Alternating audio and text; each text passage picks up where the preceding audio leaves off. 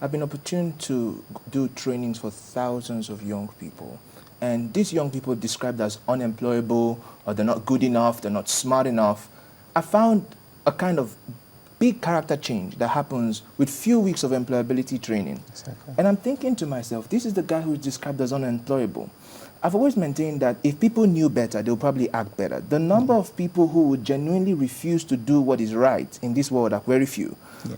Number of people who you see making mistakes all over the place is because they don't even know better. So the question is not why did they do this? The question is why is that they didn't know better? Yeah. Why is that we don't have structures that are teaching them to know better? Exactly. And the speakers that were here a while ago were talking about fixing the curriculum, improving education.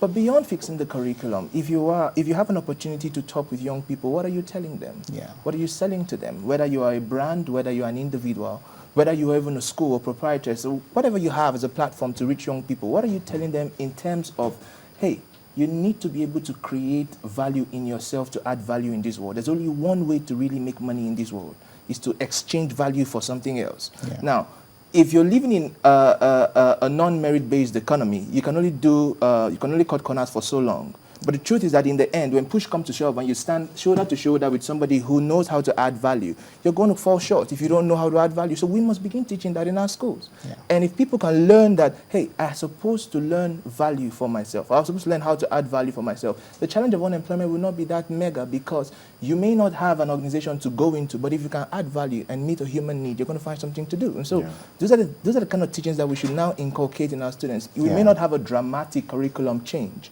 but every time you have an opportunity to talk to somebody, you can share this with them. You very, very salient points there. I mean, you run an online platform for education, and I'm sure you were at the Economic Summit as well last week, which was focused on education. And some of the topics talk like this actually came up where people said there's too much focus on school curriculum as against like values and how to live life generally and what to expect in life. How to think. What are we doing wrong, and how can we fix these things on a medium term at least? I think, it's a lot of the issues around employment, and I say this not with a sense of like smog or anything, but they're actually cultural. So basically, I'm new here, but I've been able to hire a bunch of young Nigerian graduates. And the fact of the matter is they don't deliver a lot of value. They aren't taught to deliver value. So you employ a Nigerian graduate, they're sluggish, they're not sharp. They have to go through the training, and that's a lot of investment for a lot of people. So a lot of people just say, okay, 5 years of work experience, because Shaw has trained them. So it's just an easy way to get around the problem. So I think it actually starts with the school. Beyond the curriculum, and this is one thing I'm very grateful about my own education for. At the University of Waterloo, I had to graduate with 2 years of work experience.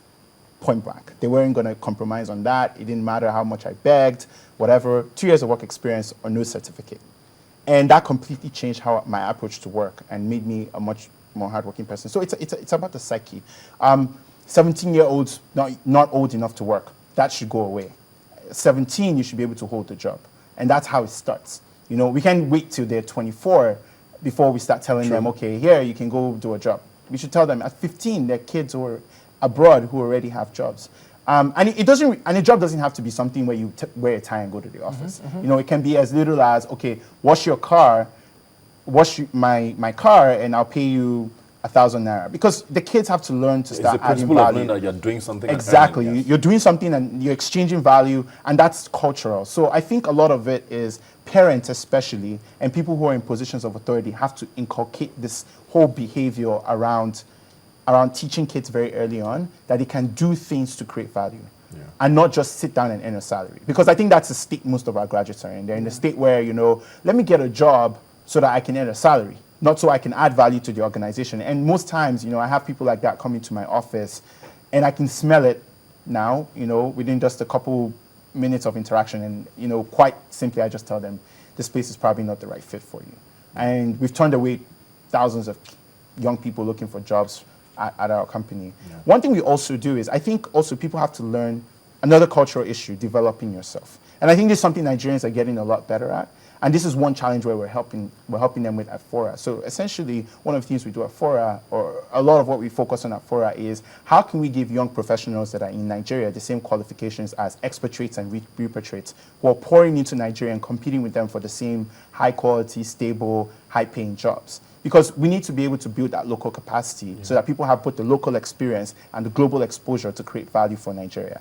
And that's what we focus on. You know, we enroll them into online master's programs. We give them the ability to get foreign certifications, and that basically builds their confidence. It's a lot of it is just confidence, you know. It builds their confidence, gives them the opportunity to believe that they can add value, and then they go add that value, and you have less of an unemployment problem. Now, Brian, value seems to be a big word here, but in the last, when I talked to Maureen and Akpayemi earlier, unemployability did come up a bit.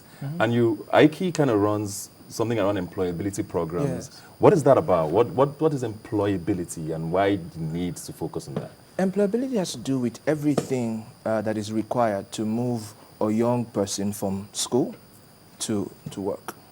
Now, all the skills you need to know to move from school to work, for that transition process to happen. And IKE is a platform where you can get all the resources you need, whether it is how to prepare a good resume, whether it is how to navigate an interview, whether it is critical thinking and problem solving, whether it is emotional intelligence, everything you need on the job to be excellent, to get in and to be excellent on the job, we have it all on the IKE portal.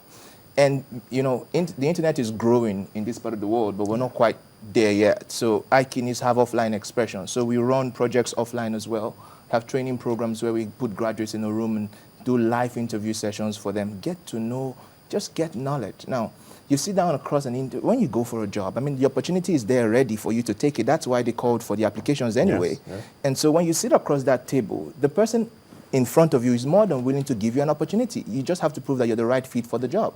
And what's going to prove you're the right fit for the job is not because of how eager you are to earn a salary.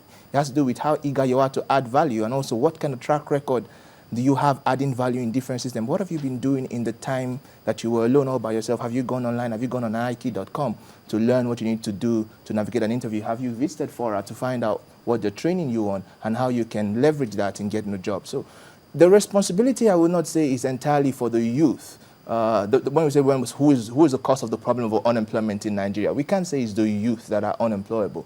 But as the situation is, in managing it, the victim usually is the youth. All right, so don't allow yourself be the victim of the situation, even though you're not the cause or the reason why it is the way it is. There are many things that have been put in place, like IKE, like Fora, that you can leverage today, and you're going to sit down across that person in an interview and present yourself better, and you get a job. I've done several interviews for companies, and I find that if you know what you're doing in life, if you have a certain purpose in life, it will be difficult for you to be unemployed. So you have a situation where people have 5 companies running after them, and some other guy doesn't have one company calling him for an interview. Yes, there are not enough jobs, but the few jobs that are available, you can get one if you've trained yourself well enough to get them. Yeah. You touched on something earlier when you talked about the 5 years working experience, which is like a thing in Nigeria. Yeah. Also, another thing in Nigeria too is the focus on grades. Most people want to employ a certain, you have to have a 2-1 or things along those lines. Yeah. Is that a good thing? Because I know it was also touched on at the economic summit where we said they need to focus more on potential and talent. But how do you gauge potential? I think okay, having been through the process myself, I think grades are kind of like how do I put it? Like it's kind of like a symbol for tenacity and for focus. It's not necessarily that we care about grades. In Canada, because I know the average person, is somewhat competent, I'm able to employ people that are not necessarily of the same grade level if they've proven themselves through work. Yeah. So it's not necessarily about grades, but it's definitely going to be, grades are kind of like a symbol for tenacity and stuff like that. So I think that's where that comes from. But I think a good way around it is to have projects.